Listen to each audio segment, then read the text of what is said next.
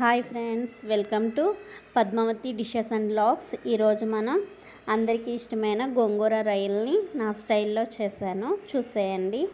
ఎవరైతే నా ఛానల్ని ఫస్ట్ టైం చూస్తున్నారో సబ్స్క్రైబ్ చేసుకోండి. రొయ్యల్ని రెగ్యులర్గా తినే వాళ్ళకి చిన్న హెల్త్ టిప్.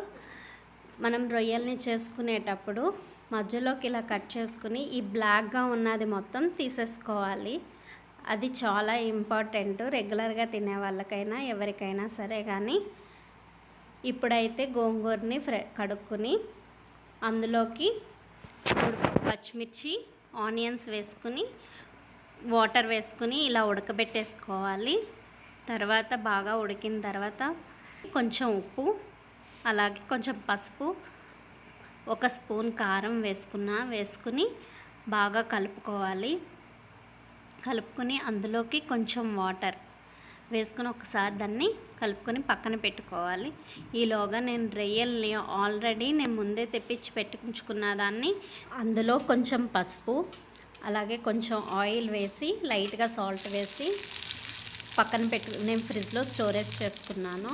కొన్ని రొయ్యలు అయితే ఇప్పుడు చేస్తున్నాను. ఫస్ట్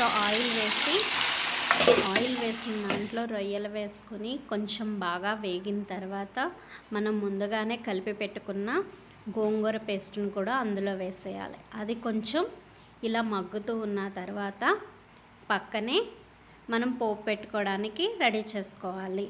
వెల్లుల్లిపాయలు ఇందులో లైట్గా చితగ్గొట్టుకొని ఎక్కువగా వేసుకుంటే చాలా టేస్ట్గా ఉంటుంది.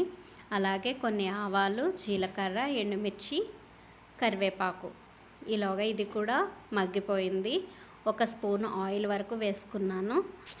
ఫస్ట్ అయితే వెల్లుల్లిపాయలు లైట్గా వేగిన తర్వాత జీలకర్ర, ఆవాలు, ఎండుమిర్చి బాగా వేయించుకుని కొంచెం కొత్తిమీర కూడా వేసుకుని ఒక్కసారి ఫ్రై చేసుకుని బాగా వేగిన తర్వాత ఈ కర్రీని కూడా పోపు పెట్టేసుకోవాలి.